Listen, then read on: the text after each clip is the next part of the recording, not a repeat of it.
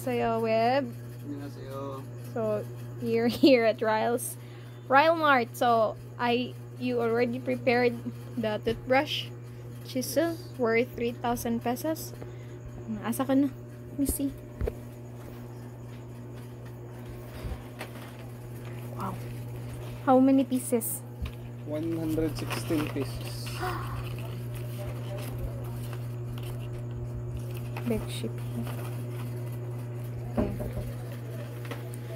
Okay, so 116. So ang usa kay 26. 26. Walay discount.